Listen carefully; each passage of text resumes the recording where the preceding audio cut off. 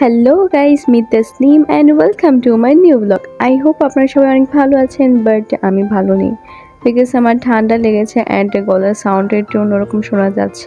So দোয়া করবেন যেন তাড়াতাড়ি সুস্থ হয়ে যায়। অ্যান্ড ফার্স্টে ছবি দেখে তো বুঝেই ফেলেছেন যে আজকের ব্লগটা কীরকম হতে যাচ্ছে।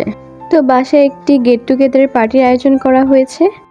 তো আম্মু অলরেডি রান্নার আয়োজন শুরু করে দিয়েছে অ্যান্ড আব্বু বসুন্ধরা জিনিয়াস থেকে এই বনটি এনেছে। এটি খেতে খুবই টেস্টি, তাই ভাবলাম আপনাদের সাথে শেয়ার করি যেন আপনারাও এটি এনে খেতে পারেন।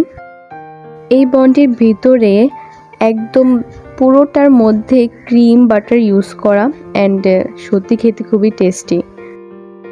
তো বন খাওয়ার পর আমি গিয়ে দেখলাম এখানে গরু মাংস ভিজিয়ে রেখেছে আম্মু ফ্রিজ থেকে বের করে। আর আব্বু বাজার থেকে পেঁয়াজ কিনে এনেছে, এই পেঁয়াজগুলো কেটে ব্লেন্ড করব। আর এদিকে ফ্রিজ থেকে দুধটি বের করে ভিজিয়ে রেখেছি, সেমাই রান্না করব। আর আব্বু বাজার থেকে দেশি মুরগিও এনেছে, এগুলো একদম কেটে এনেছিল, আম্মু ধুয়ে পরিষ্কার করে ফেলেছে। আর এদিকে সেমাইয়ের জন্য আমি কিশমিশ, কাঠবাদাম, কাজু বাদাম, পেস্তা বাদাম এগুলো কুচি কুচি করে কেটেছি। এখন এটি আমি ঘিয়ের মধ্যে ভেজে নেব। এরপর যদি আপনারা করে খান সত্যি খেতে কিন্তু খুবই ভালো লাগবে। তো এদিকে আমার দুধ রেডি হয়ে গেছে, এখন এই দুধটি ঠান্ডা করে নিব, দেন এখানে লাচ্চা সেমাই দিব। কারণ গরম দুধের মধ্যে যদি লাচ্চা সেমাই দেওয়া হয় তাহলে কিন্তু সেমাইটি অনেক নরম হয়ে যাবে, তাই অলওয়েজ দুধটি ঠান্ডা করে দেওয়ার চেষ্টা করবেন। আর এদিকে আম্মু আমরা কেটে দিল, এখন আমরা খাবো। ঠান্ডা লেগে আমার গলার সুরটা একদমই চেঞ্জ হয়ে গেছে। তো নিচে আমরা খেয়ে এখন একটু ছাদে আসলাম, ছাদে গাছগুলোতে একটু পানি দিব অ্যান্ড আম্মু বলেছে লেবু পাতা নিয়ে যেতে, ডাল ঝুড়া রান্না করবে সেটার মধ্যে লেবু পাতা দিবে। অ্যান্ড ডাল ঝুড়ার মধ্যে লেবু পাতা দিলে ডাল ঝুড়া কিন্তু খেতে খুবই টেস্টি হয়। আর এই রোদের মধ্যে এই ফুলগুলো কিন্তু খুবই সুন্দর লাগছে। অ্যান্ড অনেস্টলি বাহিরে এত পরিমাণে রোদ, মানে ছাদে গিয়ে তো আমার মাথা একদমই গরম হয়ে গেছে। তো তাড়াতাড়ি কাজটা শেষ করে নিচে যাই। তো নিচে এসে আমি কাবাবটি রেডি করে ফেলেছি, কাঁচা কাবাব ব্লেন্ড করে দেন এখানে ইনগ্রিডিয়েন্টসগুলো দিয়ে মাখিয়ে নিয়েছি। এখন এটি ফ্রিজে রেখে দেব অ্যান্ড ভাজা হবে যখন সবাই খেতে বসবে তার আগে।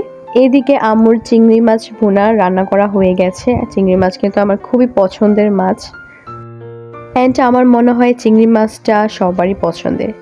আর এদিকে আম্মু বেগুন ভাজা রেডি করে ফেলেছে, বেগুন আলাদা ফ্রাই করে দেন উপর দিয়ে বেরেস্তা দিয়ে দিয়েছে। আর এদিকে আমার সেমাইটাও রেডি, দেখতে কিন্তু খুবই দারুণ লাগছে অ্যান্ড খেতেও কিন্তু খুবই টেস্টি হয়েছে।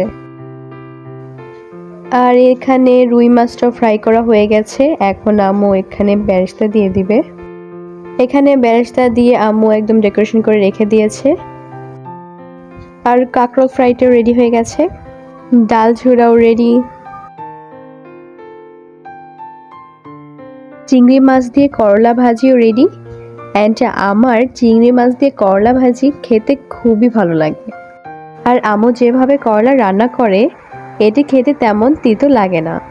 এদিকে দেশি মুরগিটা রান্না করা হয়ে গেছে, ওভারঅল আমাদের সব কাজই কমপ্লিট। আর কাবাব ভি রেডি হয়ে গয়া হ্যাঁ। আর আই থিঙ্ক গরু মাংসের ভিডিওটা করতে ভুলে গেছি বিকজ ভিডিওটা পাচ্ছি না। তো সারাদিন কাজ করতে করতে সন্ধ্যা হয়ে গেল অ্যান্ড সন্ধ্যাবেলা মেজো খালামণি অলরেডি এসে পড়েছে অ্যান্ড সে এখন চা খাচ্ছে। তো আমি ভিডিও করছিলাম, এখন মেজো খালামণি বলছে দাঁড়াও আমি চুলটা একটু খুলে রেডি হয়ে নিই তারপর আমার ভিডিওটা করো। মানে ব্লগের মধ্যে সুন্দর দেখতে হবে না, আবার মেজো খালামণির সামনে দিয়ে একটু কাটিংও দিয়েছে হেয়ারে, সো সেগুলো তো দেখতেই হবে।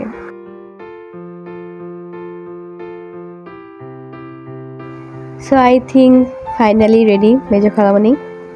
এই তো আম্মু আব্বু এখানে বসে আছে, সবাই একটু ক্লান্ত ছিলাম দুপুরবেলা রান্নাবান্না করে। আর এখন আম্মুর অনলাইন থেকে আনা সেই গহনাগুলো মেজো খালামণি পরেছে আর বলছে আমার সুন্দর করে একটা শ্যুট নাও।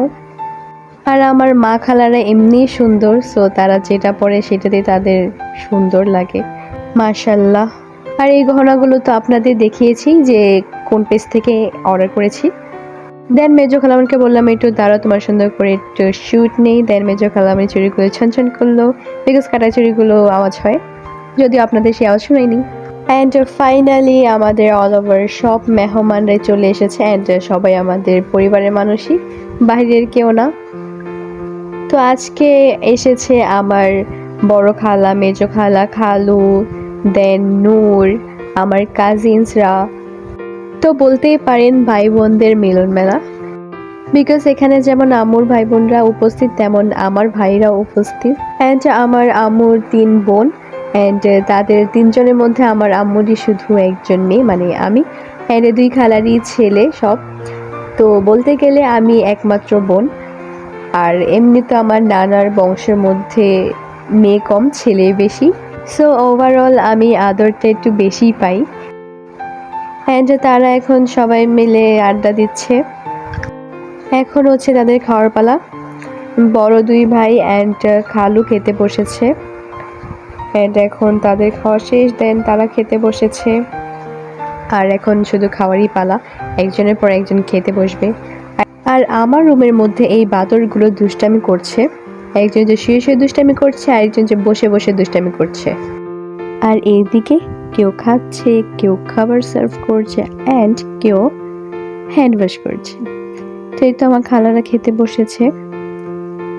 আর মেজো খালা, আমি তো বলেছি খেতে বসেছি, একটু ভিডিও নাও। আমার আসলে ভিডিও করতে এত ঝামেলা হয় না। আমার ফ্যামিলি মেম্বারে বলে দেয় যে কোন টাইমে কোনটা ভিডিও করতে হবে, মানে তারা বললে আমি সাথে সাথে ভিডিও করে নিই।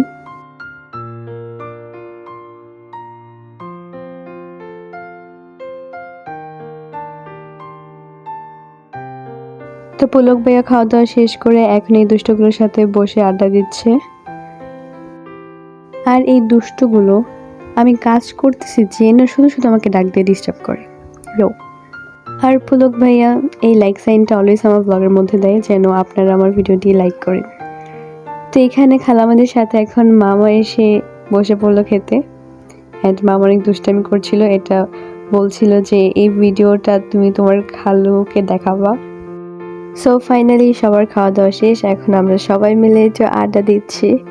যেহেতু অনেকদিন পর সবাই একসাথে, আর অপু ভাইয়া পুলক ভাইয়া অনেকদিন পরই আমাদের সাথে, বিকজ তারা বেশিরভাগ আসে না, তাদের কাজ থাকে, পড়াশুনো থাকে।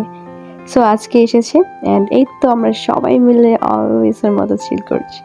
অ্যান্ড আলহামদুলিল্লাহ আমার ফ্যামিলি মেম্বাররা সবাই অনেক সাপোর্টিভ। অ্যান্ড জানি না কবে আমার ঠান্ডাটা ঠিক হবে। এই ঠান্ডার জন্য আমি ভালো মতো ভয়েস ওভার করতে পারছি না, আমার গলার সুরই চেঞ্জ হয়ে গেছে। অ্যান্ড এই ব্লগটা রেডি করতে টাইম লেগে গেল, অ্যান্ড ছাড়তে টাইম লেগে গেল। সো সবাই মিলে অনেক এনজয় করলাম। আর এই তো আমার কোক তো প্রায় শেষ। দিলুবা আপু কোক নিয়ে এসেছিল, সে জানে কোক আমার অনেক ফেভারিট, অ্যান্ড আব্বুর 7 আপ রয়ে গেছে। আর এই আইতুল করছি সুরাটার ফ্রেম বড় খালামণি এনেছে। এই ফ্রেমটি খুবই সুন্দর। আর এই কর্নার সেটটিও বড় খালামণি এনেছে, এটিও খুবই সুন্দর। অ্যান্ড এটি সাজানোর পর আপনারা বুঝতে পারবেন। এই কর্নার সেটটির উপরে আরেকটি পার্ট আছে, সেটি লাগাতে হবে, দেন সাজানো গোছানোর পর আপনারা এটি বুঝতে পারবেন। তো কর্নার সেটটি সাজিয়ে দেন আপনাদের ভিডিওতে দেখাবো কিরকম হয়েছে। আর আজকের মতো আমার ব্লগটি এখানেই শেষ। আই হোপ আপনাদের ব্লগটি ভালো লেগেছে। আর যদি ভালো লেগে থাকে তাহলে অবশ্যই লাইক, শেয়ার, কমেন্ট, সাবস্ক্রাইব করতে একদম ভুলবেন। সো আজকের জন্য টাটা।